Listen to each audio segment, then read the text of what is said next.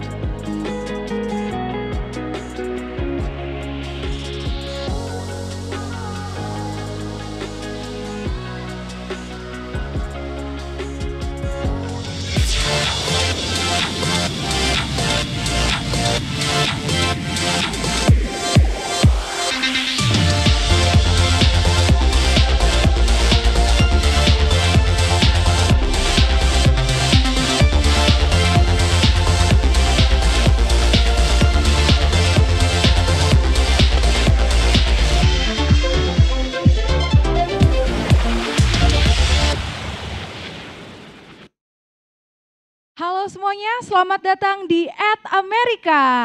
Apa kabar? Baik, kurang semangat, apa kabar? Hello, my name is Patricia Elizabeth as one of the e-guide here. And if you're new here, @Amerika is the US Embassy's American Center. And our mission is to provide a space for young Indonesian to learn more about the United States. Today, we're gonna discuss with the experts about prevention, treatment, and recovery supports to eradicating HIV infection with the events called HIV and substance abuse create change to end this public health crisis. But before we jump into our session, I have trivia for you who watch these events via online platform. And the question is, since what decade has HIV exist in the United States? Is it A, 1870s, B, 1970s, C, 1980s, or D, 1990s? If you already know, type your answer right now. And if you can guess correctly, you will get a live shout out from us in the end of this session. Now, before I pass the floor to our moderator, we have opening remarks from Director, Office of International Narcotics and Law Enforcement Affairs, U.S. Embassy Jakarta. Please give a big applause to Kenneth Zurcher. Terima kasih, Patricia. Selamat datang, BNN Rehabilitation Deputy Dr. Riza Sarasvita, ISSUP Indonesia Chair Dr. Setia Utami, Professor Zubari Joban, Jaringan Indonesia Positive Program Manager Timotheus Hadi, Bapak Bapak dan Ibu, selamat sore. Nama saya Ken Zurcher, and as she said, I'm the Director Kantor Penegakan Hukum dan Anti Narkotika Internasional di Kedutaan Amerika Serikat. Thank you all for coming here today. It's great to see so many people here, and welcome to everybody watching online remotely. What's great about looking at this crowd here is that many of you, I suspect, don't know each other. You're not connected by work or by other relations. You're here because of one important cause, actually two important causes, HIV and substance use and abuse. Today, this panel discussion brings those two important discussions together, and it comes right after we all recognized World AIDS Day. This past week, I say recognized because it's not really a celebration. In over 4 decades, we've had more than 40 million people who've died due to HIV/AIDS. Many of you here are interested, either professionally or personally, out of friends or loved ones who have battled this disease. The United States government has taken this matter very seriously. Since 2003, then President George Bush began PEPFAR, the President's Emergency Fund for AIDS, and in that time, we've invested millions of dollars to try to help people around the world. PEPFAR has worked with other countries and other governments to tackle big issues, and the numbers are clear. We've helped 25 million people around the world have access to necessary medication and treatments. We've helped 5.5 million babies be born HIV-free. We've trained over hundreds of thousands of clinical workers, opened over 70,000 clinics and 3,000 laboratories around the world. And this is an international, truly an international effort. Last week, President Biden announced a new strategy in the United States to further this effort, to try to reach the international goal of being HIV/AIDS free by 2030. This 5-year strategy will also do more to invest into education, as well as partnering with our international partners to make sure that their capacity to help themselves and help others continues to grow as well.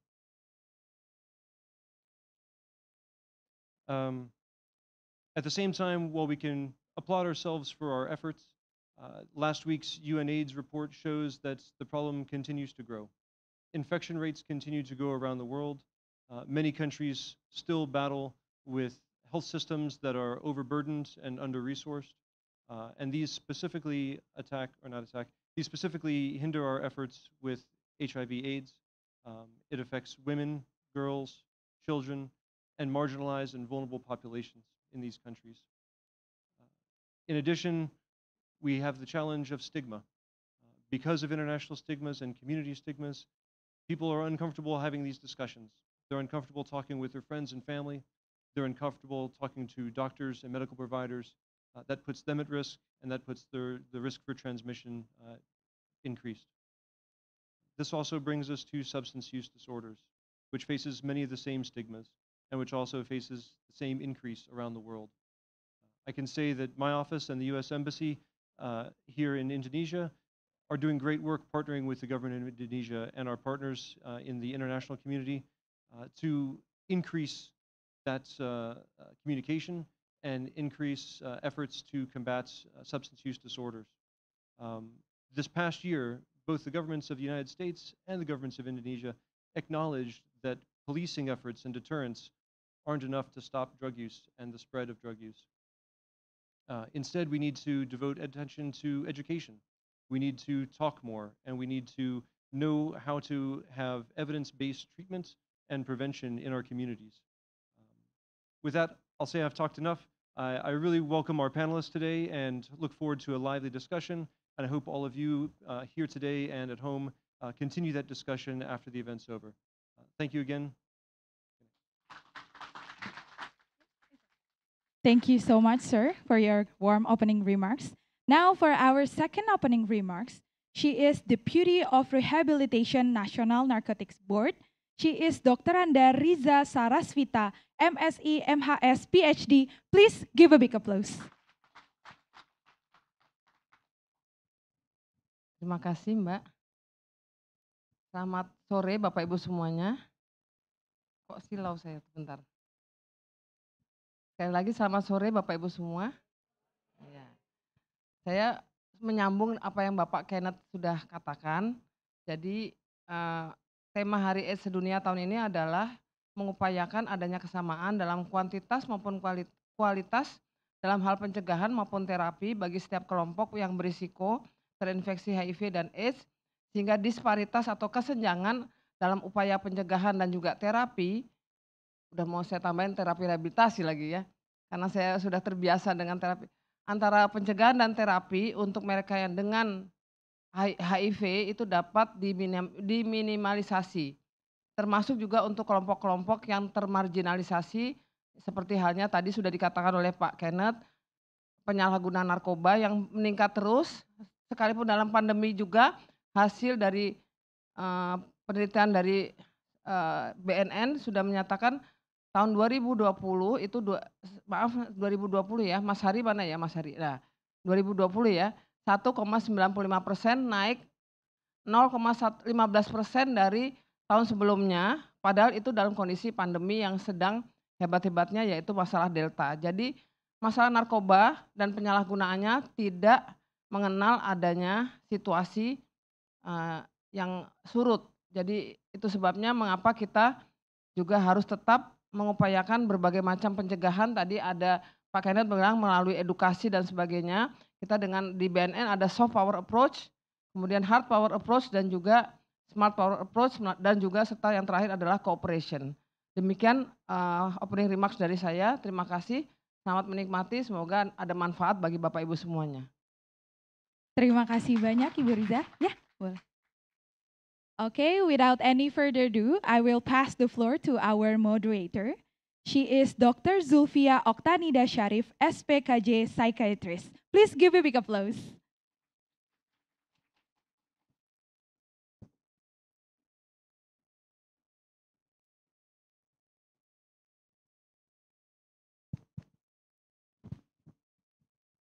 Thank you very much, Miss Patricia. Bapak Ibu, saya izin untuk duduk untuk talk show pada sore hari ini.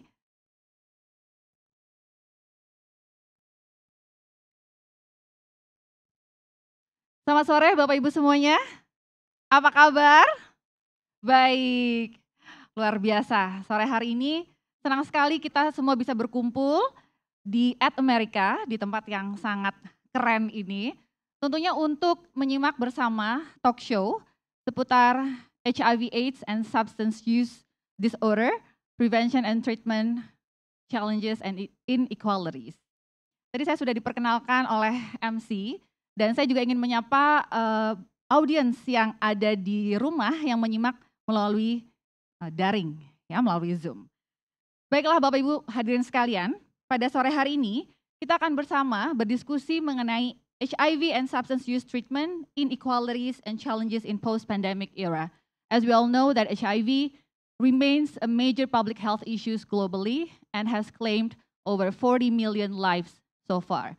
According to the WHO, HIV, there are people living with HIV around 38.4 million people living with HIV by the end of 2021. Sore hari ini kita ingin membahas bersama apa saja tantangan yang dihadapi baik dalam rangka penanggulangan HIV AIDS dan juga substance use disorder dan juga substance abuse di Indonesia, terutama di era pandemi dan pasca pandemi ini. Bagaimana kita menghadapi bersama tantangan tersebut. Dan event kali ini masih dalam rangka memperingati Hari AIDS sedunia, yang mana temanya adalah equalize. Jadi kita ingin menyetarakan apa saja yang masih belum setara, karena kita tahu kita masih punya banyak tantangan dalam hal stigma dan diskriminasi. Izinkan saya untuk mengundang para pembicara kita yang luar biasa sore hari ini. Izinkan saya untuk mengundang Profesor Dr. Zubairi Jurban, SPPD Kahom. Silakan Prof, selamat sore Prof. Sore Prof.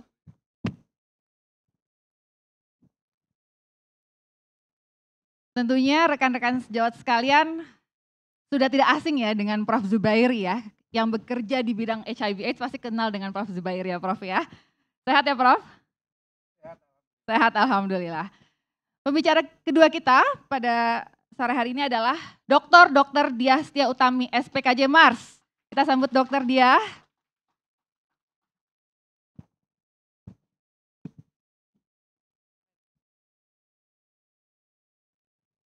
Silakan Dokter Diah. Sehat Dok?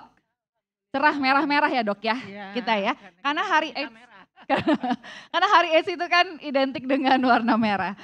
Baik, selanjutnya saya undang pembicara ketiga Timotius Hadi dari Jaringan Indonesia Positif. Kita berikan aplaus untuk Hadi.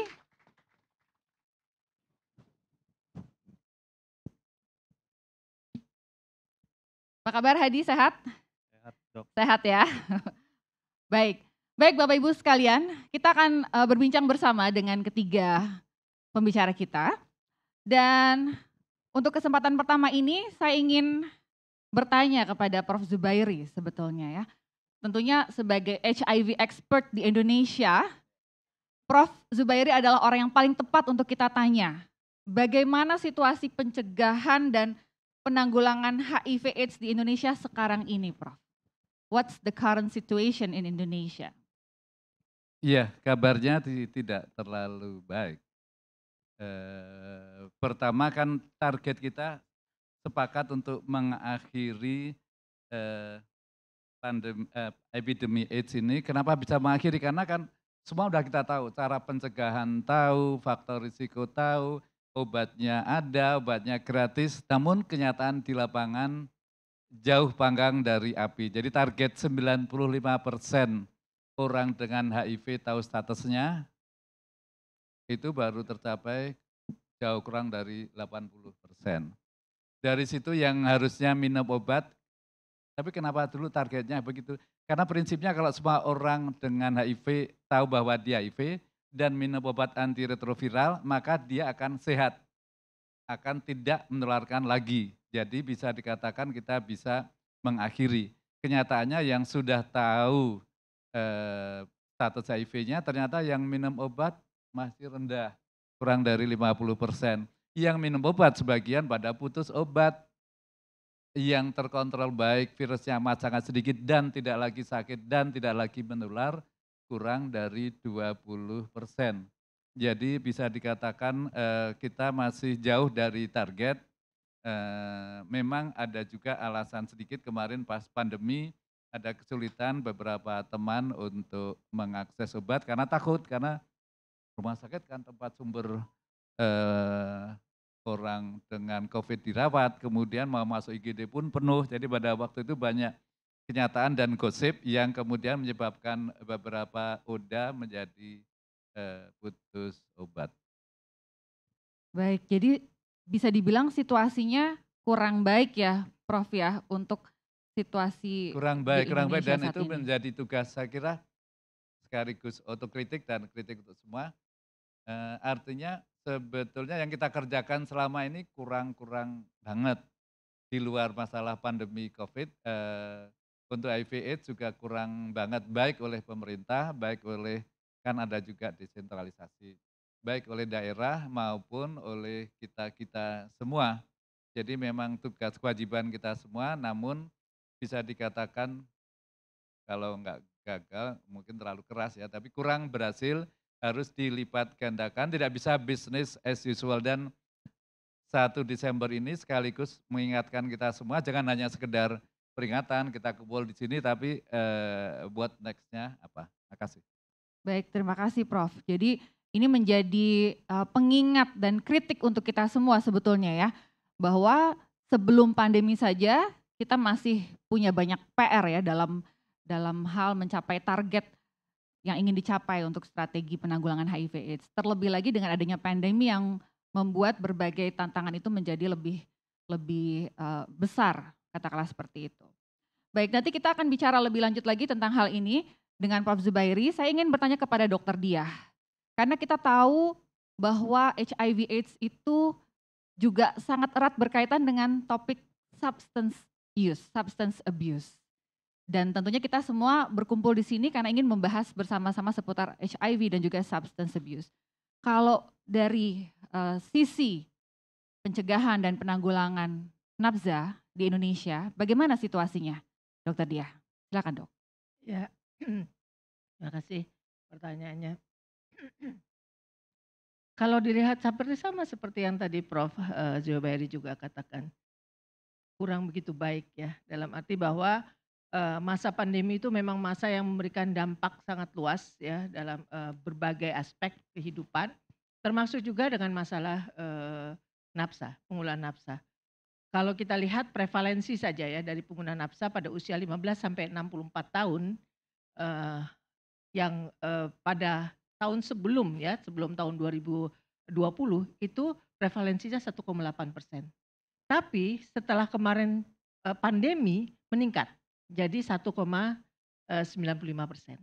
Ada peningkatan ya karena memang stresor yang cukup berat juga kalau kita dengar banyak sekali dari media massa ya, dari berbagai berita-berita ya, banyak bahkan para selebritis pun gitu akhirnya terjun lagi menggunakan narkoba ya, menggunakan nafsa karena masalah pandemi ini ya. Nah itu yang pertama kalau dari prevalensinya yang meningkat ya, dan tentu aksesnya juga tidak mudah.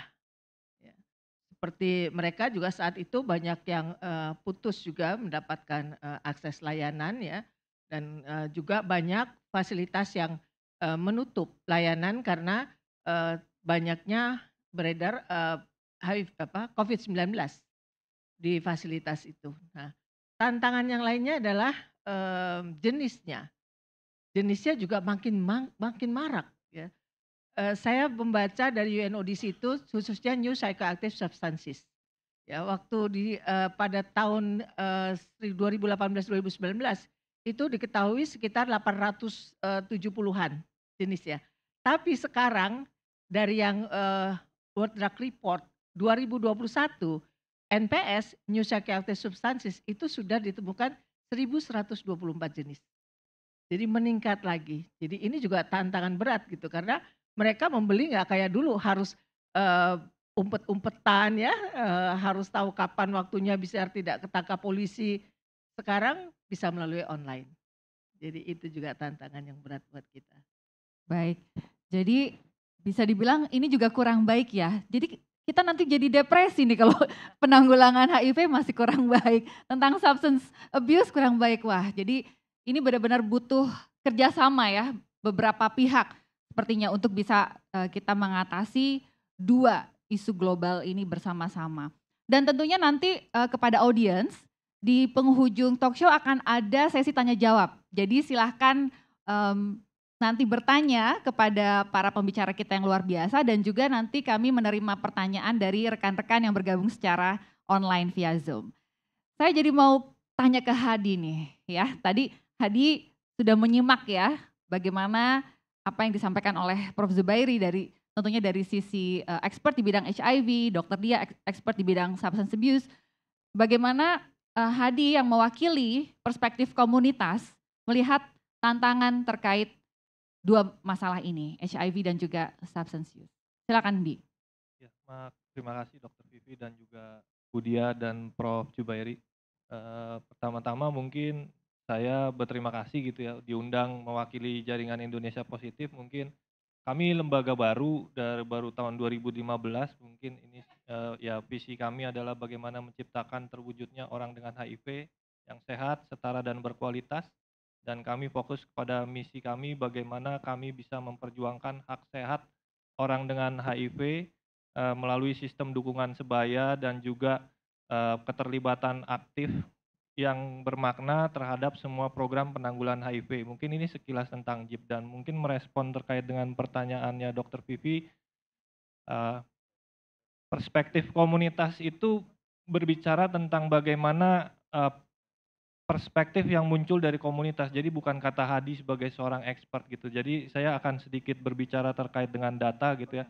Mungkin tidak jauh berbanding terbalik dengan apa yang disampaikan oleh Budia dan juga Prof. Zubairi, tapi menurut pandangan saya bahwa penanganan layanan HIV di Indonesia sebenarnya mulai berangsur baik. Kenapa saya bilang gitu gini? Karena memang pada awalnya mungkin sebelum pandemi COVID itu Bapak Ibu yang bekerja di layanan kesehatan mempunyai willingness gitu ya, mempunyai komitmen dan willingness yang kuat. Tapi ketika pandemi terjadi ini benar-benar membuat Bapak Ibu yang bekerja di layanan kesehatan itu berjibaku keras karena harus ditarik ke tempat COVID dan lain-lain, dan itu yang membuat mungkin ya willing ini jadi sedikit luntur. Tapi ini udah kita masuk tahun keempat pandemi COVID, saya juga udah melihat mulai banyak perbaikan, mulai kembali seperti dulu layanan HIV yang pertama, dan saya harap Bapak Ibu yang bekerja di layanan kesehatan juga bisa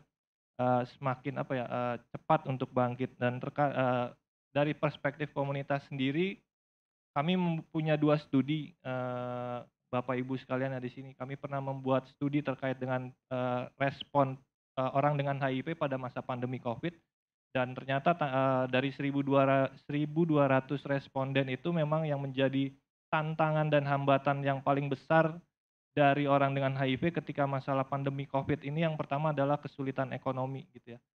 Putus dari pekerjaan, dan sebagaimana kita tahu ketika putus pekerjaan tidak punya uang, pasti ini juga akan membawa dampak terhadap berkurangnya akses layanan kesehatan yang diterima oleh dia gitu ya. Bagaimana dia bisa jalan transportasi dia untuk mengambil ARV, ongkos dia berobat, sedangkan untuk makan aja susah. Mungkin tadi juga sudah disampaikan oleh Prof. Zubairi dan Ibu Diah gitu ya, bahwa memang ini menjadi tantangan sendiri. Dan yang ketiga adalah isu mental health gitu ya, ketika sulit untuk mengakses obat, tidak punya uang, harus di rumah saja, ini muncul stresor yang memancing orang untuk isu masalah gangguan kesehatan jiwa ya gitu Dok. Dan yang terakhir itu sebenarnya lebih kepada ya nggak tahu, dan ini muncul di studi kami juga dan juga muncul di beberapa artikel di koran bahwa semasa pandemi COVID itu kekerasan banyak meningkat, dan ini melihat bahwa gender based violence atau intimate partner violence ini perlu kita lihat sebagai sebuah masalah. Ini sih hasil dari studi kami yang kami lakukan dan ini sebagai perspektif komunitas. Makasih Dok. Terima kasih Hadi yang mewakili perspektif komunitas ya. Jadi sepertinya teman-teman di komunitas ini cukup produktif ya dalam menghasilkan katakanlah suatu data gitu. Data yang bisa dijadikan dasar untuk kita bisa melakukan satu strategi.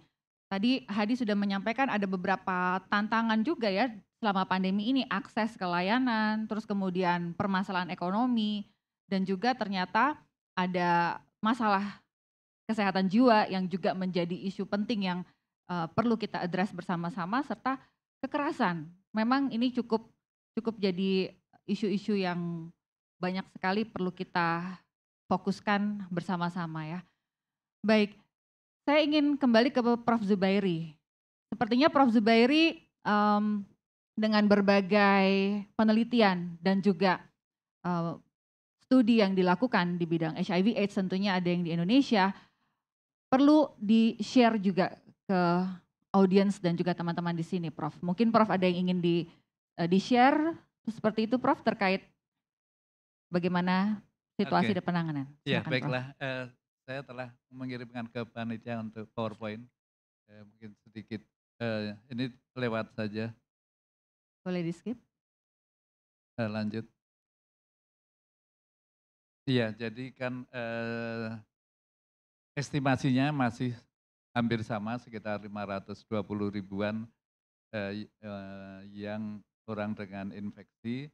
Namun tadi yang ternyata yang tahu masih sedikit, yang tahu dan mengakses obat masih sedikit banget, dan 40% perempuan. Jadi memang masalah besar kita. Berikutnya.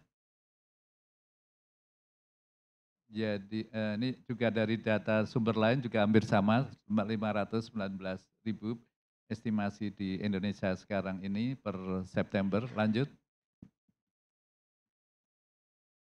Nah ini yang tadi saya sampaikan bahwa dari 95% target orang dengan HIV tahu itu ternyata capaiannya baru kurang dari 80%. Jadi mungkin pas hari AIDS sedunia kemarin ini ada baiknya mungkin kita beberapa negara lain itu mencantumkan pokoknya tanggal sekian adalah hari tes HIV nasional. Jadi mungkin kita perlu memproklamirkan satu hari tertentu untuk tes sehingga semua orang berani tes. Makin kenapa takut kan kalau positif ada obatnya tersedia gratis dan dengan obat itu kita batal sakit, batal meninggal, batal menularkan. Dan itu yang diobati juga baru sekitar 41%, itu pun hanya 16% yang kalau habis diobati itu virusnya langsung turun ke bawah sampai menjelang 0 gitu ya. Jadi tapi masih ada sedikit tidak bisa lagi menular, tidak bisa lagi bikin sakit. Namun yang mencapai target ini ternyata baru rendah banget. Contoh yang lain adalah ibu hamil. Jadi di beberapa negara bagian di Amerika, juga di beberapa negara di dunia ini, semua ibu hamil itu dites HIV. Dan kalau positif minum obat antiretroviral. Sehingga di beberapa tempat itu tidak ada lagi bayi yang terinfeksi yang lahir dari ibu yang positif. Jadi penularan dari ibu positif ke bayi bisa dekat sampai 0.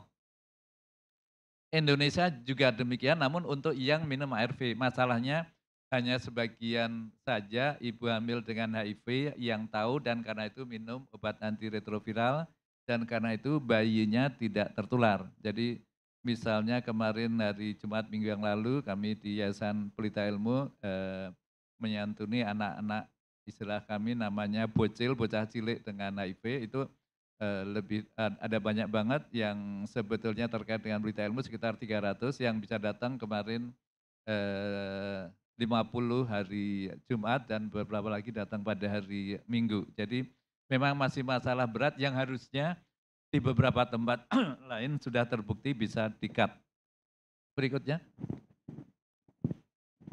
Nah, jadi kan intinya orang dengan HIV AIDS itu yang minum obat itu kan virusnya jadi minimal, tidak lagi bisa menular, tidak lagi bisa sakit. Artinya kalau semua orang dengan HIV itu tahu statusnya dan minum obat antiretroviral dan tidak putus obat, maka selesai masalah ini. Jadi ilmu-ilmunya sekali lagi kita sudah tahu masalahnya bagaimana dari research ke implementasi ke lapangan. Berikutnya.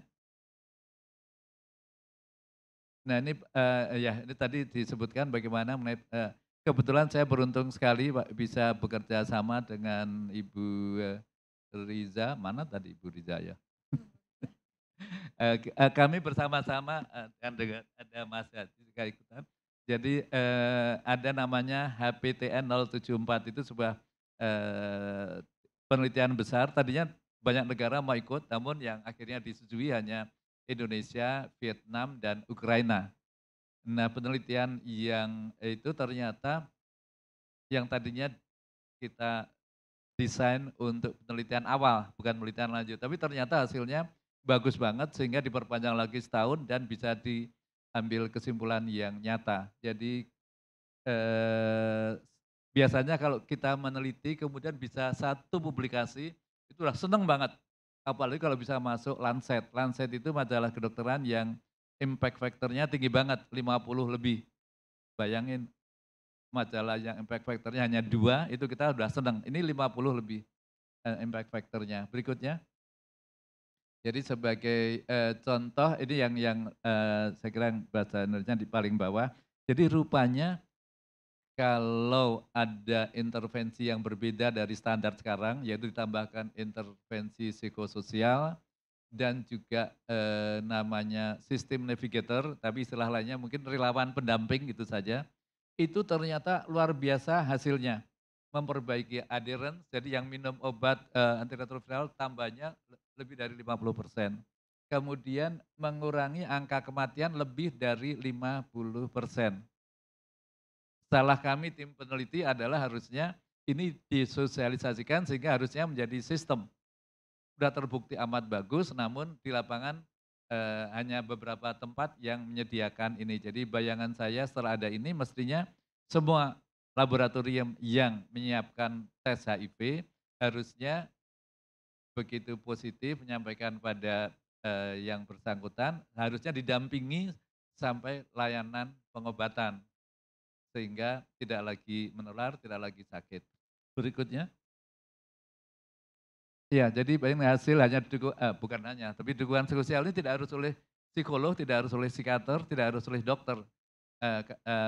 Orang-orang yang tidak dapat pelatihan, jadi backgroundnya apapun bisa dan terbukti yang minum ART lebih banyak 50%, sekali lagi kematian berkurang lebih dari 50% dan yang paling penting grup yang dapat intervensi ini ternyata pasangannya tidak ada yang tertular. Jadi ini kan yang diteliti satu kelompok pengguna narkotik, nanti ada angkanya di atas 500 dan kelompok lain adalah pasangan nyuntiknya. Jadi penelitiannya pada pengguna narkotik. Berikutnya. Jadi ini akhirnya masuk Lancet dan itu pada 1 September 2018, namun data-data menjadi penting sekali, bahkan tahun ini masih ada beberapa publikasi. Jadi saya amat sangat beruntung ikut grup ini. Berikutnya.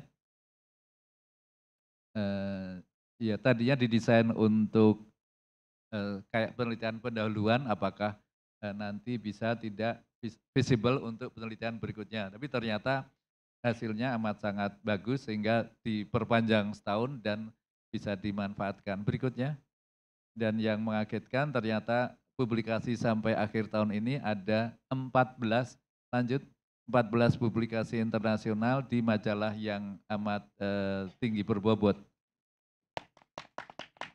Berikutnya, Ya, tepuk tangan untuk Bu Riza.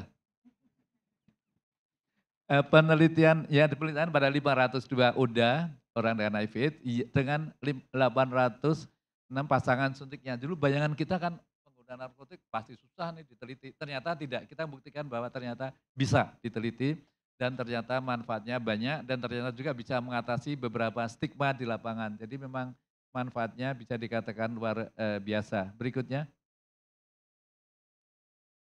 Ya, jadi konseling psikososialnya saya kira ahlinya bukan saya, tapi saya mewakili Bu Riza nih.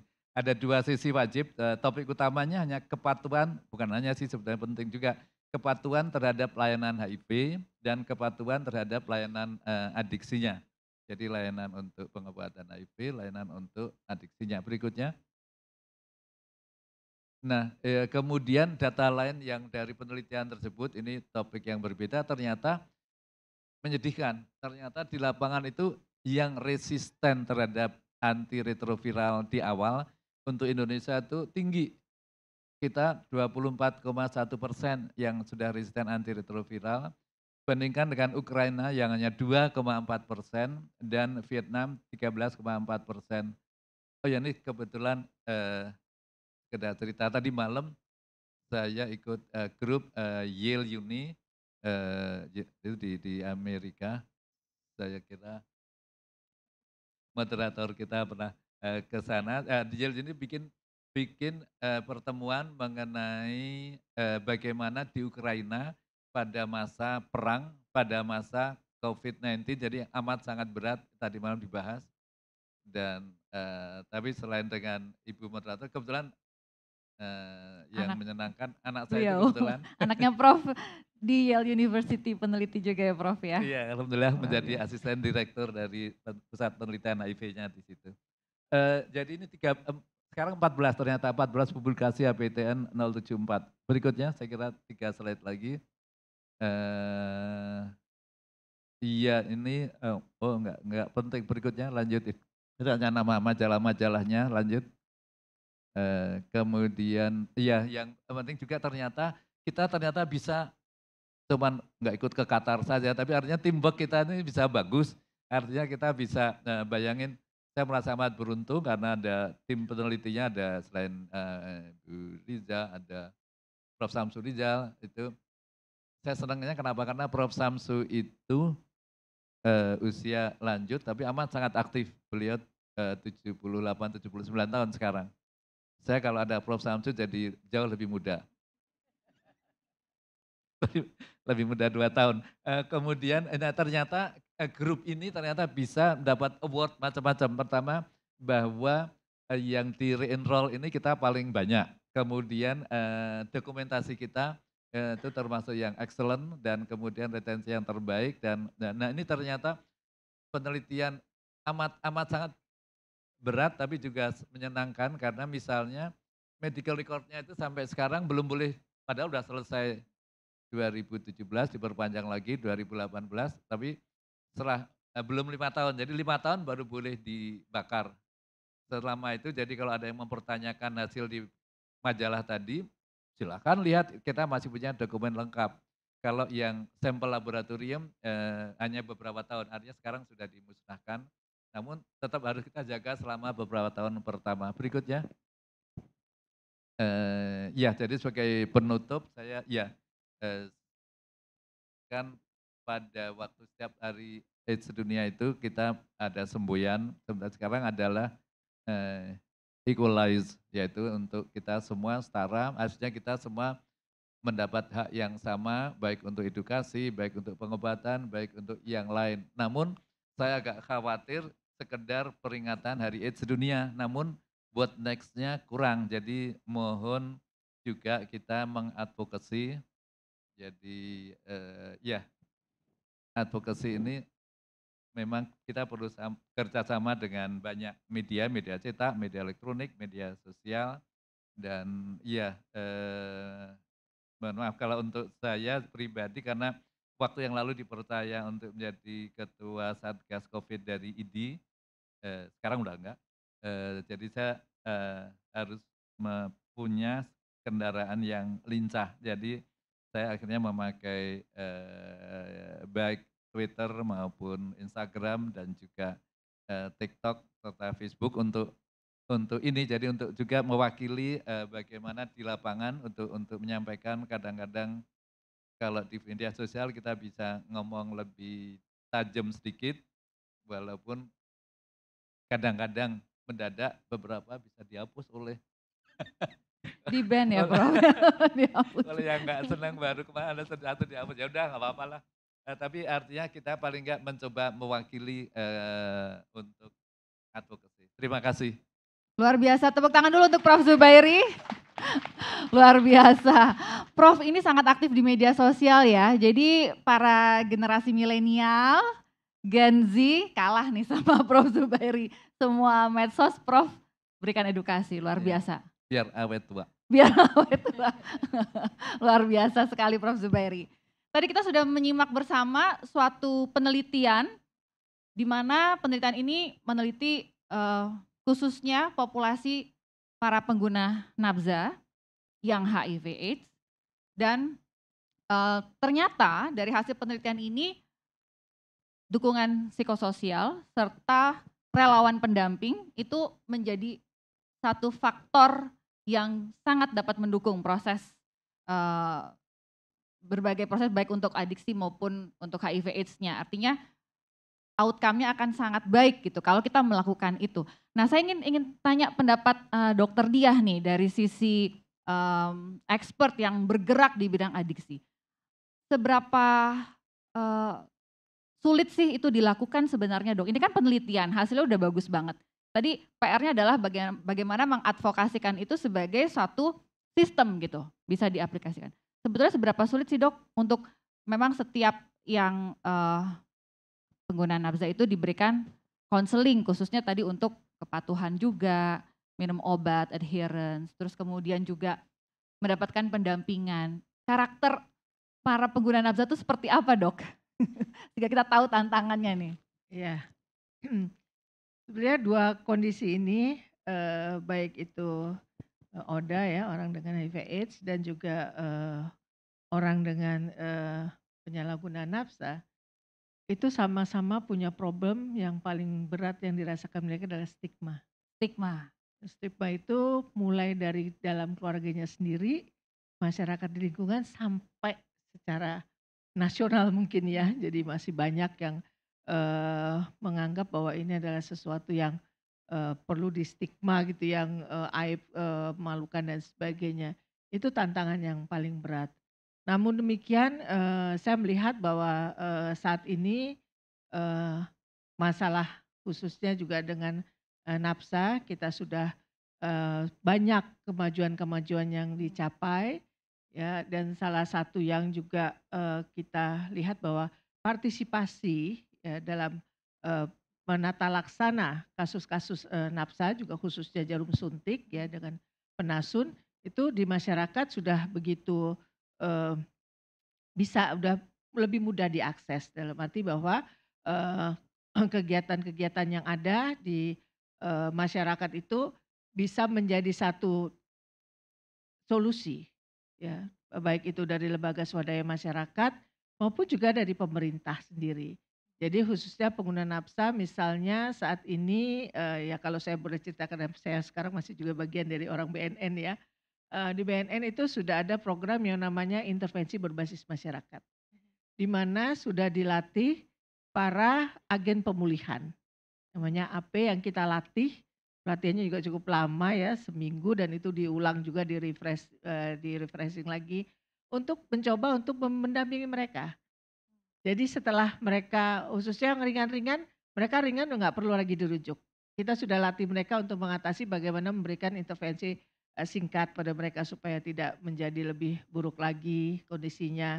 Yang sedang mereka juga masuk ke rawat jalan atau rehab ini, nah dikembalikan nanti bisa dititipi oleh agen pemulihan tersebut untuk bisa membantu memantau sejauh mana mereka menghadapi situasi-situasi tertentu yang kemungkinan bisa terjadi relapse dan sebagainya. Jadi sudah ada, jadi bahwa masyarakat sekarang sudah banyak, walaupun masih sebagian besar stigma, tapi sudah mulai memahami Dan memang juga sebagian dari agen pemulihan itu juga adalah mereka-mereka yang recovering addict. Jadi kita manfaatkan untuk membantu supaya bisa follow up ya setelah mereka mendapatkan treatment baik itu rawat jalan, rawat inap atau bahkan treatmentnya diberikan langsung untuk mereka yang memang dalam kondisi penggunaan yang ringan gitu. Jadi saya rasa kita sudah lebih baik ya, kita sudah bisa mendapatkan satu ya tempat lah, wadah lah untuk mereka-mereka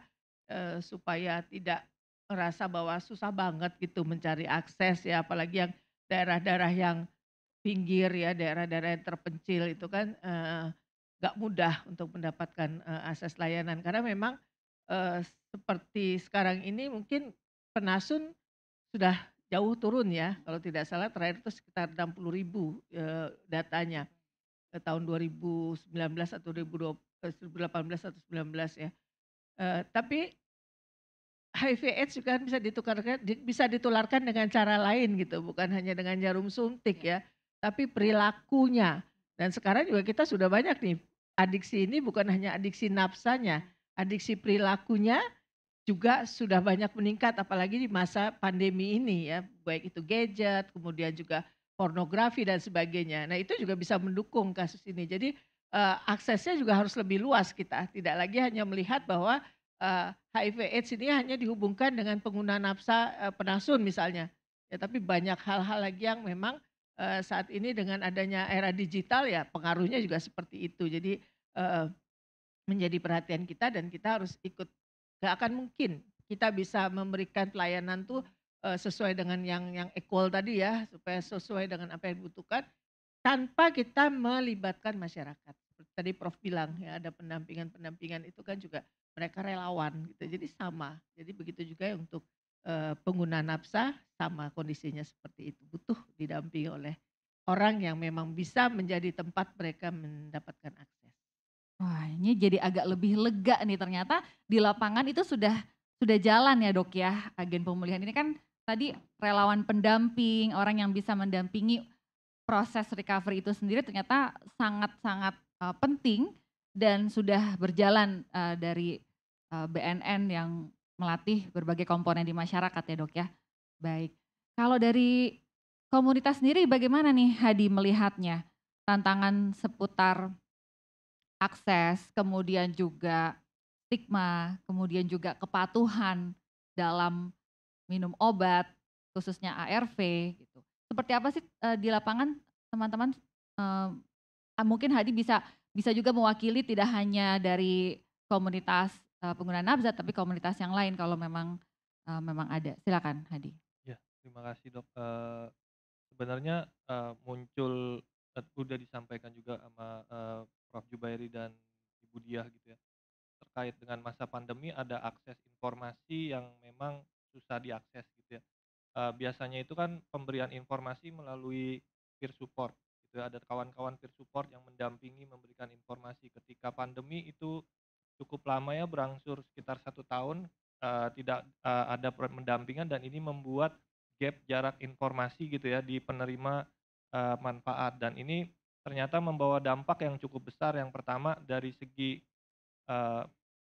ketika informasi kurang, jadi pandangan mereka pun juga punya pandangan sendiri gitu. Sebagai contoh misalnya sebagai seorang PSP gitu ya, pekerja seks perempuan, sesama pekerja seks perempuan yang dia menganggap ketika saya menjadi pekerja seks perempuan, saya akan lebih tinggi dibandingkan dengan pekerja seks perempuan yang menggunakan narkoba. Jadi ada pandangan-pandangan seperti itu stigma yang dihadapi. Stigmanya ya, seakan-akan Sama. ada kastanya gitu Ada ya Hadi kastanya ya. sama di teman-teman transpuan dan juga mungkin di teman-teman narkoba juga sama ketika saya menggunakan jarum suntik dan dia tidak menggunakan jarum suntik juga kan kastanya beda. Kalau jarum suntik kok jorok lah, pasti udah HIV itu. Tapi kalau ngedrag enggak, kastanya beda. Kita orang kaya, enggak orang susah Gitu gitu ya, Dok. jadi Iya. ada kasta-kasta Jadi memang juga. pendidikan itu edukasi itu penting karena itu membuat pandangan-pandangan sendiri yang akhirnya timbullah stigma gitu ya Dok.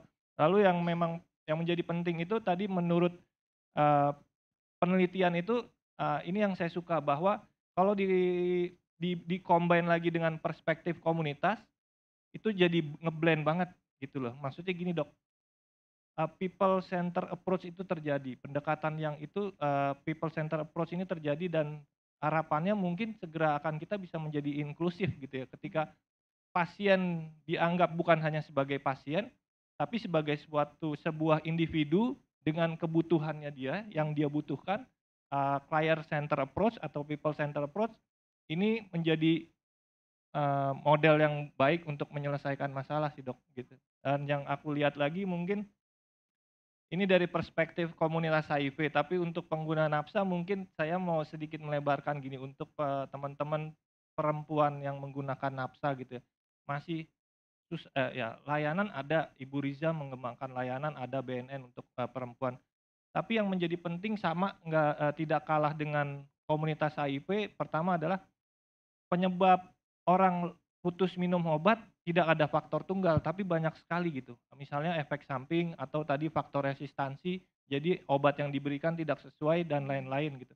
Tapi kita perlu melihat pandangan dari orang dari komunitas itu sendiri. Misalnya kalau dari perempuan, saya melihat kekerasan menjadi sebuah faktor juga gitu. Mungkin saja ketika dia mendapatkan kekerasan dan itu tidak diadres, ketika menjalani proses perawatan, mungkin saja dia akan kembali gitu. Jadi mungkin ketika masuk menjalani sebuah proses rehabilitasi dan memang dipulihkan juga trauma-trauma kekerasannya, dan dia juga mungkin bisa mulai melihat ya, oh sebenarnya nggak bagus gitu ya, mungkin toxic relation kalau bahasanya dokter Vivi atau apa gitu ya, yang bisa menyebabkan GBV, ini mungkin bisa mempercepat proses dia untuk membuat sebuah pemulihan gitu sih.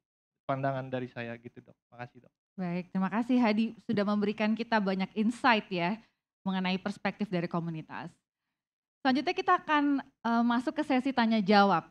So we are inviting questions from audience who are attending here and also from audience who are attending online. Silakan untuk mengangkat tangan, ada yang terlebih dahulu? Ya, boleh berdiri, itu ada mic yang bisa digunakan. Mohon sebutkan nama dan instansi serta pertanyaannya. Silakan. Cek. Oke, baik, selamat sore Bapak dan Ibu sekalian. Terima kasih atas kesempatannya. Perkenalkan, saya Aurelia, saya mahasiswa dari Universitas Indonesia.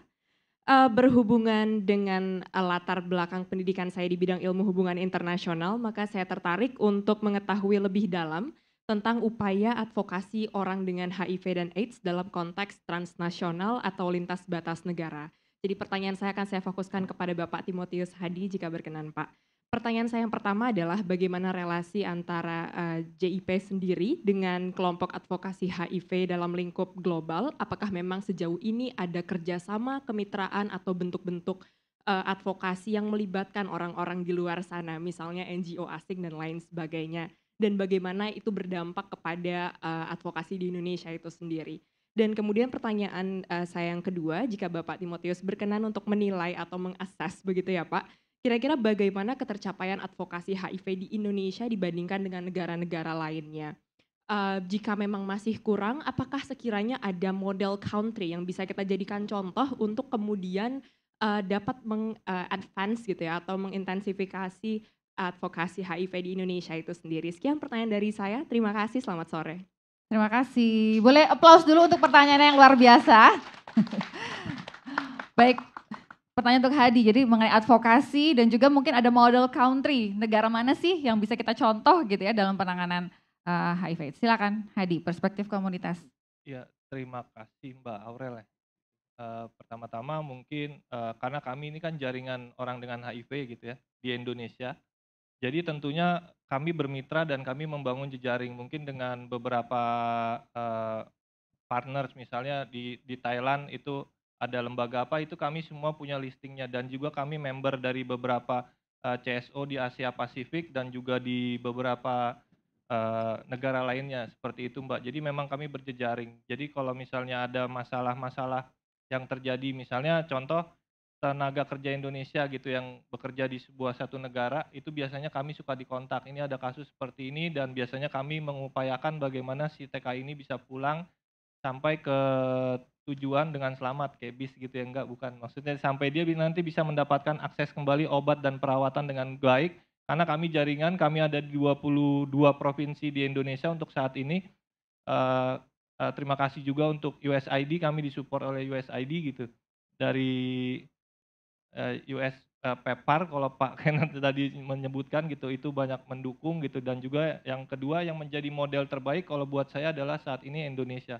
Indonesia menjadi negara yang paling baik dalam proses advokasi yang berbasis komunitas. Jadi yang tadi disebutkan dengan perspektif komunitas, itu yang paling menonjol di Asia Pasifik untuk saat ini adalah Indonesia. Jadi perlu bangga bahwa di Indonesia Kita berikan aplaus. sudah ada gitu ya perspektif komunitas yang didengar, dan akhirnya perspektif ini yang ketika dianalisa dan berbasis data ini bisa memperkuat kerja Bapak Ibu yang bekerja di layanan kesehatan dan juga stakeholder lain, dan tentunya menuju target utama yang disampaikan oleh Prof. 95 atau ending age 2030 akan segera tercapai. Seperti itu Mbak, terima kasih. Terima kasih Hadi untuk jawabannya ya. Jadi kita perlu berbangga dalam hal advokasi ya, apalagi yang melibatkan komunitas ya Hadi ya. Baik, selanjutnya saya buka sesi tanya jawab kembali. Baik, silakan. Boleh berdiri Pak. Mohon sebutkan nama dan instansi serta pertanyaannya. Ya, baik, terima kasih. Selamat sore, nama saya Hari, saya dari BNN. Pertanyaan untuk kesemuanya gitu, Prof. Zubairi, Dr. Diah, dan Mas Hadi. Ini terkait tadi yang sudah disinggung sama Dr. Vivi ya, soal generasi Z yang digital era ini semakin aktif gitu. Nah, kan tantangan di dalam HIV ini kan tidak hanya tadi, saya tadi disebut oleh Dr. Diah, penasun itu sudah turun, tetapi kita bisa melihat bahwa dengan adanya era digitalisasi ini kan juga adiksi terhadap misalnya, contohnya adalah dating apps, ini kan juga jadi problem ya. Sekarang ini kita melihat anak-anak muda tadi ujung-ujungnya menggunakan dating apps adalah untuk keperluan seks gitu, FWB lah, apalah gitu ya, sampai ada istilah body count dan seterusnya gitu. Nah ini bagaimana nih tantangannya nih, mungkin Prof. Zubairi atau Mas Hadi bisa menjawab terkait hal ini untuk mengedukasi mereka. Yang kedua adalah soal bagaimana kemudian harm reduction ini bisa enggak sih diterapkan di Indonesia gitu Dok, gitu misalnya. Dengan Dr. Diah ya, karena saya melihat bahwa kalau kita ngomongin harm reduction ini banyak masyarakat tuh mengira ini adalah promoting drug use gitu, tapi ketika kemudian ada kasus seperti misalnya kasus-kasus penggunaan narkoba lewat rektal, lewat anus gitu, orang jadi tergagap-gagap gitu, oh ini penggunaan baru ya gitu dan seterusnya, padahal itu juga bisa jadi sarana masuk kita tadi untuk mengedukasi masyarakat. Nah ini ya tadi kepada Prof. Zubairi, Dr. Diah, dan Mas Hadi, kira-kira ini tantangannya bagaimana nih untuk mengedukasi terutama generasi muda dalam rangka menurunkan penularan atau infeksi HIV/AIDS. Terima kasih. Terima kasih Dr. Hari dari BNN. Boleh aplaus dulu Dr. Hari, pertanyaannya luar biasa. Ini pertanyaan yang harus dijawabnya keroyokan memang ini, pertanyaan seperti ini. Baik, mungkin Dr. Diah dulu Dok. Bisa menjawab, silakan Dok. Ya, terima kasih. Ya, jadi kecanggihan digital tentu juga memberikan dampak ya seperti tadi dikatakan oleh Dr. Hari ya, dan jadi tadi juga saya sudah menyampaikan bahwa sekarang ini bukan adiksi hanya terhadap nasab, tapi behavioral addiction itu juga banyak sekali, adiksi perilaku juga banyak sekali, yang salah satunya tadi dengan dating apps yang sudah banyak disalahgunakan lah ya, dalam arti bahwa semua orientasinya akhirnya seksual yang berisiko juga menularkan HIV/AIDS. Nah, saya pikir ya saya sebagai generasi kolonial gitu ya, memang harus setidaknya juga bisa mengikuti situasi dan kondisi ini ya. Dan caranya seperti apa? Sebelumnya sudah banyak kita lakukan, banyak ada podcast dan sebagainya yang di IG dan sebagainya bisa digunakan, salah satunya dan saya sendiri dari PDSKJI, teman-teman saya tuh aktif banget gitu ya, mungkin Dr. Evi dan Vivi salah satunya ya, cerita apa aja tentang patah cinta, tentang apa, tentang bucin dan sebagainya tuh ada di situ, di edukasi melalui berbagai media sosial ya. Dan yang utama sebetulnya sekarang juga saya berpikir bahwa pencegahan ini khususnya ya, karena kadang-kadang ini kan tidak tersentuh oleh orang tua mereka. Jadi orientasi kita juga bukan hanya terhadap generasi Z-nya saja, tapi orang tua mereka yang juga harus ikut bisa mencegah ya, membantu karena ketidakpahaman orang tua ini juga akhirnya tidak bisa mengetahui sejauh mana atau apa yang sudah dilakukan oleh para anak-anak yang dalam generasi Z ini. Jadi dan itu semua tidak harus melakukan karena sekarang dengan kecanggihan ini kan kita dengan cara-cara yang tidak harus bertemu rame-rame, tidak harus pada satu tempat gitu yang memakan waktu, biaya dan sebagainya. Nah ini yang saya rasa belum banyak ini ya. Jadi pada generasi Z-nya itu banyak diberikan informasi-informasi termasuk edukasi tadi terhadap adiksi perilaku. Tapi justru mungkin orang tuanya yang harus menjadi fokus kita ya karena bagaimanapun keluarga, ketahanan keluarga itu penting sekali untuk pencegahan dari hal-hal tadi yang sudah disampaikan oleh Dokter Hari. Saya rasa itu pendapat saya. Terima kasih. Terima kasih Dokter Diah. Sekarang kita mau tanya influencer. Prof. Zubairi kan influencer ya di media sosial, sering mengedukasi juga. Tadi Dokter Hari tanya tuh, Prof ya, zaman sekarang Gen Z macam-macam informasi tersebar di media sosial, termasuk ya urusan percintaan, ada dating apps, ada kemungkinan untuk unsafe sex yang juga berisiko menularkan HIV/AIDS, kemudian juga berbagai jenis zat-zat baru yang tentunya ada di masyarakat dan kalau kita ketinggalan bahasanya, ketinggalan topik pembahasannya kita tentunya akan terbelakang dalam pencegahan. Mungkin Prof dari sisi edukasi media sosial mohon tanggapannya. Iya mungkin flashback dulu. Jadi pada waktu Yayasan Pelita Ilmu didirikan 1994 pada waktu itu kami mulai paham bahwa ternyata peer group education itu penting. Jadi kami mulainya di sana bahwa kemudian kami melatih siswa SMA untuk menjadi penyuluh, menjadi edukator kepada teman-temannya yang lain. Jadi para OSIS kita kumpulkan, kita didik untuk kemudian menyampaikan pada temannya, pada itu yang SMA. Kemudian pada berikutnya naik ke mahasiswa. Dan pada edukasi berikutnya kita sambil ingin mencari data, maka ada beberapa program untuk membantu. Jadi misalnya di mall itu ternyata banyak remaja-remaja yang nongkrong di sana. Waktu itu program kami di Blok M Mall maupun di Cijantung dan juga di sekitar Rawamangun. Kemudian ternyata memang terbukti kalau saya yang ngomong kepada remaja enggak nyambung. Jadi akhirnya kami mendidik remaja di situ untuk menjadi penyuluh buat teman-temannya. Nah itu mereka dipercayanya juga tidak langsung, jadi sekitar 6 bulan baru kemudian bisa masuk dan bisa menyuluh dengan bahasa yang lebih mudah diterima. Itu. Dan kemudian pada berikutnya risiko tinggi, jadi pada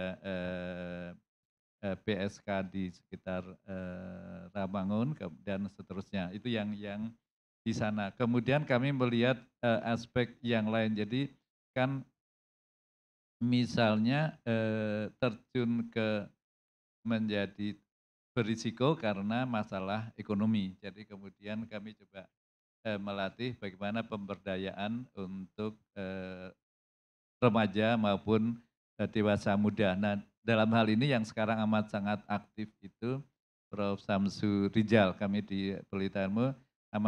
Artinya bayangkan misalnya kita sekarang bisa mengekspor tanaman hias itu yang ke Amerika beberapa kali dan kemudian sudah bisa ke Turki gitu ya. Jadi artinya karena kita melihat bahwa kalau ekonominya lemah itu juga nanti risikonya menjadi tinggi. Demikian pula untuk daerah dulu kami di Pantura juga mendirikan beberapa tempat untuk edukasi agar terhindar dari perilaku risiko tinggi. Nah sekarang kalau media sosial saya Jadi ternyata media sosial begitu banyak, ada hoax, ada yang benar, ada yang tidak, tapi rupanya ada sistem. Jadi misalnya Twitter saya itu dalam kurang dari setahun sudah mendapatkan blue tick, artinya dinilai oleh tim, ternyata timnya bukan dari Indonesia tapi dari Singapura, bahwa ini konten yang bisa dipercaya. Jadi cepat sekali. Namun yang Instagram lama, Instagram baru beberapa bulan yang lalu dapat blue tick, artinya orang tahu bahwa ini bisa dipercaya isinya. Nah, untuk itu yang saya kerjakan ada beberapa hal, mungkin sekedar tips untuk yang ingin aktif di media sosial. Jadi kenapa bisa cepat banget pada misalnya informasi baru sekarang, kemudian bisa muncul beberapa jam kemudian. Pertama, saya memanfaatkan voice call. Jadi kalau ada info baru yang penting, saya ngomong voice call, kemudian saya kirim ke tim saya, kemudian diterjemahkan dalam bentuk Twitter, dalam bentuk tulisan yang pas gitu. Sedangkan kalau yang Instagram memang saya memerlukan waktu seharian hari Selasa biasanya dari pagi sampai sore untuk banyak terkait dengan beberapa rekaman video wawancara yang kemudian secara bertahap dikeluarkan. Jadi intinya adalah ternyata tidak sulit, tapi memang perlu 1-2 orang yang harus selalu update, perlu orang yang selalu menerjemahkan dalam bahasa awam dari bahasa yang bahasa ilmiah. Nah, kemudian kalau ada pertanyaan, nah itu kemudian juga menjadi masukan buat kami untuk memperbaiki. Intinya adalah media sosial amat sangat bagus untuk edukasi, karena misalnya di Twitter saya itu ada beberapa yang saya juga heran, ternyata impressionnya itu bisa 3-4 juta. Kemudian kalau di Instagram itu memang rata-rata puluhan ribu sampai ratusan ribu rata. Namun ada juga beberapa yang bisa 2 juta yang melihat, dan itu biasanya kemudian di forward, jadi memang amat sangat bermanfaat. Jadi menurut saya ke depan media sosial menjadi penting banget, apalagi kalau kita melihat sekarang kan di masa sulit seperti sekarang ekonominya ini, tidak hanya ada banyak restoran tutup, hotel tutup, namun ada beberapa media yang akan segera tutup, media cetak. Termasuk media besar banget, nanti kita akan mendengar di awal tahun depan ternyata akan menghentikan cetaknya dan akan kemudian pindah ke media sosial. Dan karena media sosial itu relatif cakupannya besar dan perlu biaya, namun juga tidak terlalu besar. Jadi kalau untuk organisasi saya kira per bulan itu, ya saya buka sedikit rahasia, sekitar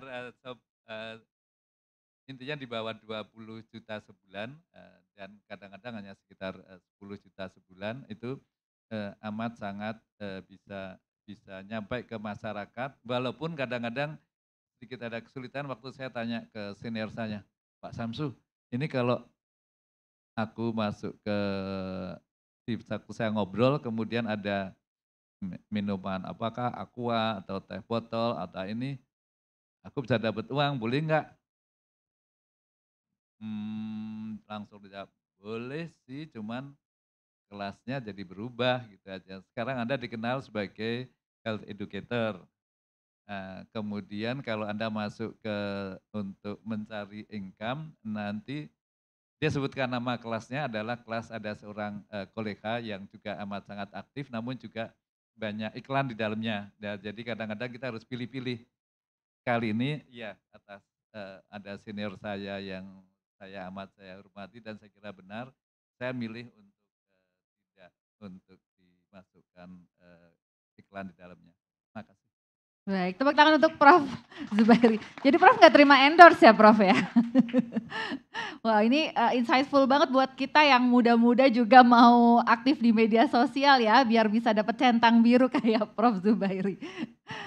Hadi, ini sebelum kita nanti mengakhiri talk show ya, mungkin Hadi bisa kasih tanggapan singkat tadi terhadap pertanyaan Dokter Hari ya. Gimana sih teman-teman di komunitas melihat era digitalisasi ini terkait dengan masalah HIV/AIDS, penggunaan nabza dan mencari informasinya gitu di media sosial. Mungkin Hadi bisa kasih insight ke kita juga. Silakan. Ya, terima kasih Dokter Hari. Mungkin yang pertama sudah banyak disampaikan oleh dua narasumber kita gitu. Mungkin kalau saya setuju bahwa pemanfaatan media sosial itu untuk anak muda menjadi sangat penting dan itu menjadi sebuah daya tarik tersendiri ya. Memang kami pun juga dalam memberikan informasi banyak memanfaatkan media-media sosial. Tapi karena di Indonesia itu kan kita masih epidemi terkonsentrasi ya. Jadi di beberapa populasi kunci tertentu atau di daerah tertentu untuk wilayah Indonesia Timur terkait dengan pendidikan seksual ini kami membuat comprehensive sexuality education di mana intinya pendidikan seksual untuk anak muda tapi dalam konteks luar sekolah gitu loh. Jadi kami sempat kemarin mencoba membuat sedikit mapping gitu, bagaimana sih teman-teman perspektifnya tentang keperawanan gitu ya.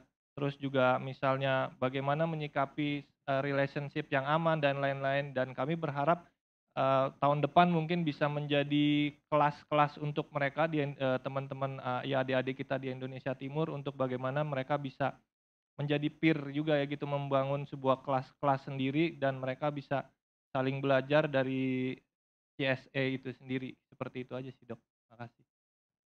Ada contoh sedikit. Boleh silakan Prof. Iya, ada beberapa pertanyaan di media sosial saya. Pertama yang terkait dengan hari ini adalah, Dok, saya perempuan usia sekian, saya mau menikah, calon suami saya ternyata udah, kemudian dia sebutkan ini sudah dites positif, kemudian namun katanya setelah minum obat sekian lama, ada dua penanya, yang satu sekitar 3 bulan, satu lebih dari setahun, ternyata sekarang sudah tidak terdeteksi.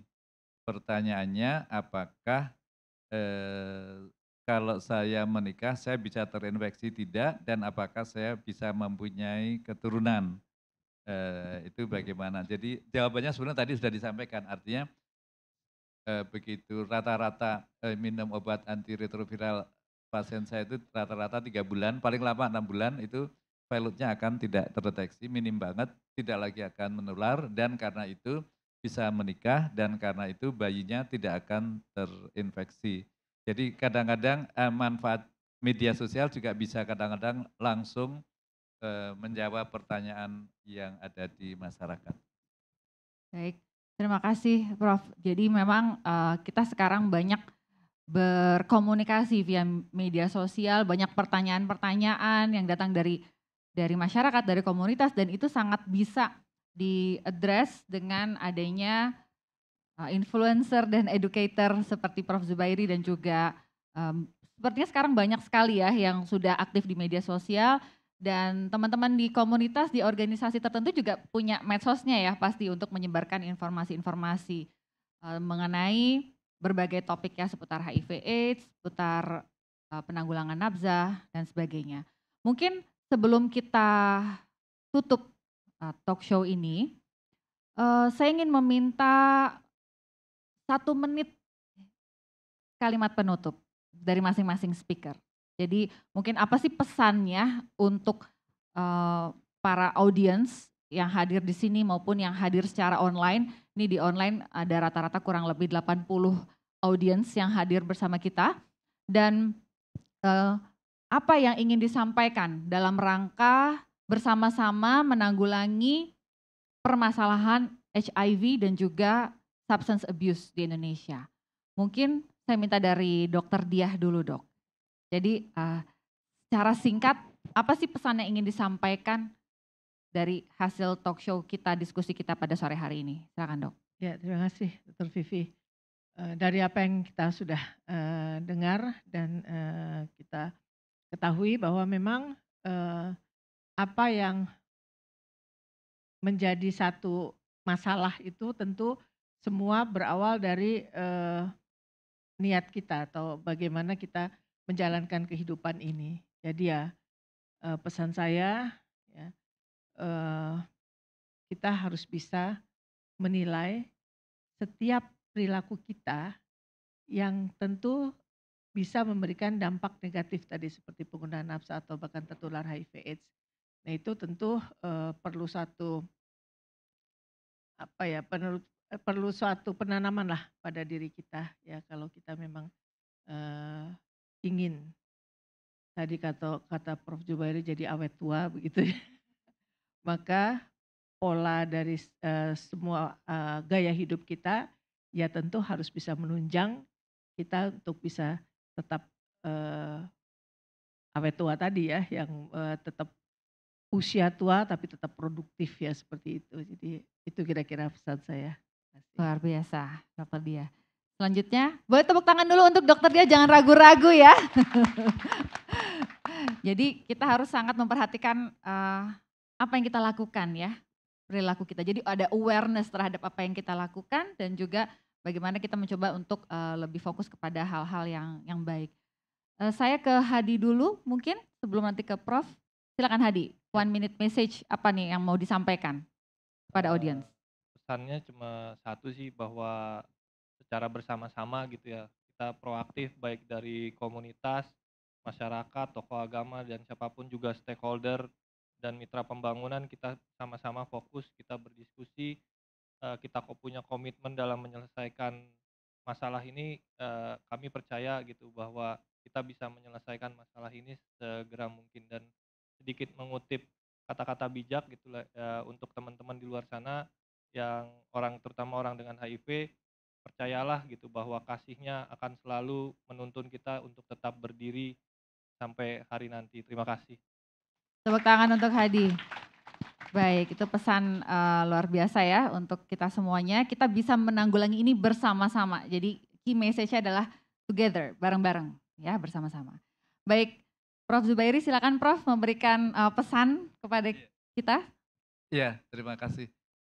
Kita semua yang ada di sini adalah agen-agen untuk perubahan ke depan. Kita ingin perbaikan, kita ingin kemajuan khususnya dalam penanggulangan HIV/AIDS dan kesehatan pada umumnya. Karena itu kita semua harus lebih sehat. Jadi pesan saya adalah jangan lupa untuk olahraga 150 menit seminggu. Jadi kalau olahraga setengah jam minimal 5 kali seminggu atau setiap hari setengah jam. Kalau olahraganya 1 jam ya 3 kali seminggu dan yang konsisten. Kemudian tentu yang lain adalah sayuran dan buah harus cukup banyak dan kurangi stop rokok dan alkohol. Jadi kadang-kadang tips saya itu kadang-kadang kelemahan kita adalah kadang-kadang kekuatan kita. Jadi misalnya begini, pasien datang untuk katakanlah untuk perubahan kebiasaan merokok. Merokok kita tahu buruk, di pihak lain ada orang ya ini hak saya. Nah saya bilang begini, Mas, udah rokokmu berapa sekarang? Cuma dua bungkus, iya. Enggak, cuma dua batang yang beli, maksudnya yang bungkus lagi dikasih. Mau tambah atau mau kurang gitu ya. Kalau mau tambah, cuman harus hati-hati, mau ikut kayak Kak saya bilang, saya ini pernah dioperasi jantung, bypass. Jadi kalau Anda merokok, Anda harus punya BPJS dulu. Kenapa? Kan kalau merokok nanti paling masih lama, 5 tahun, 7 tahun lagi jantungmu dibuka, dijahit, terus tembus. Jadi harus punya BPJS biar gratis. Karena kalau bayar bypass itu 500 juta. Nah, jadi intinya kadang-kadang kelemahan kita lihat bahwa aku sudah tua, aku serangan jantung, tak buka ini bajuku, ada garis di sini, kemudian mau ikut kayak saya, enggak sakit loh, bilang gitu. Jadi intinya bagaimana kita mengubah perilaku itu kadang-kadang dulu ilmu saya adalah pokoknya kurangi. Sekarang berapa? 20 batang sehari, harus 10, bisa enggak 10? Atau mau naik? 10 Pak, ya oke tanda tangan sini di status medical record gitu ya. Sekarang saya enggak mau lagi itu. Orang kan punya pilihan, Jadi Anda boleh pilih mau tetap rokok 20 batang monggo, mau 30 batang monggo, mau dikurangi bagus. Cuman kalau masih seperti sekarang paling kayak saya dan sekarang aku sehat loh gitu. Jadi intinya sekali lagi untuk mengubah perilaku kan kita belajar di Pelita Ilmu waktu tahun 94 tahunnya ini dokter hematologi belajar perilaku nih jadinya. Jadi pelan-pelan mengetahui, kemudian memahami, kemudian ingin keinginan untuk merubah perilaku, kemudian ingin mempertahankan perilaku.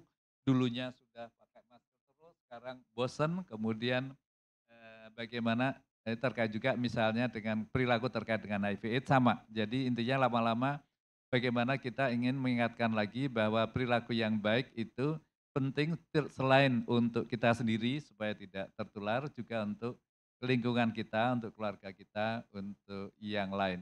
Jadi semangat. Luar biasa, berikan tepuk tangan untuk Prof. Zubairi. Luar biasa ya edukasi dan juga pesan-pesannya untuk kita semuanya. Dan kita sampai di penghujung talk show pada sore hari ini.